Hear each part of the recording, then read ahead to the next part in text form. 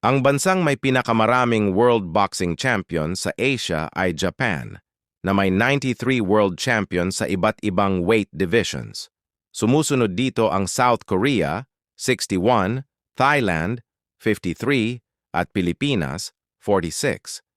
Kilala ang mga Japanese boxers sa matinding training at ring IQ domination sa lighter divisions. Flyweight, bantamweight, at super bantamweight divisions ang madalas nilang pinapanalunan. Modernong bituin, sina Oya Inoue ay isa sa pinakadominanteng pound-for-pound fighters sa kasalukuyan. Ang Pilipinas na may 46 world champions kabilang sina Pancho Villa, unang Asian world champion, Flash Elord, junior lightweight legend, at Manny Pacquiao, 8th division champion. Ikalawang pinakamalakas sa Southeast Asia pagkatapos ng Thailand. Malaki ang kontribusyon ng Pilipinas sa kasaysayan ng boxing, lalo na sa global stage.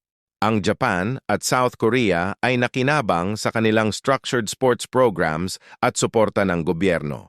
Samantalang ang Thailand at Pilipinas naman ay nagmula sa grassroots boxing culture, kung saan ang boxing ay paraan ng pag-angat mula sa kahirapan. Ipinapakita nito na ang boxing ay hindi lamang isang e-sport kundi bahagi ng kultura at identidad ng maraming bansa sa Asia.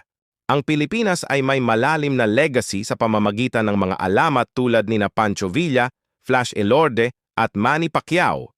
Sa kabuuan ng Asia ay isang mahalagang rehiyon sa kasaysayan ng boxing at bawat bansa ay may kanya-kanyang kontribusyon sa paghubog ng mga kampeon sa pandaigdigang entablado. Please like, share, and follow my page.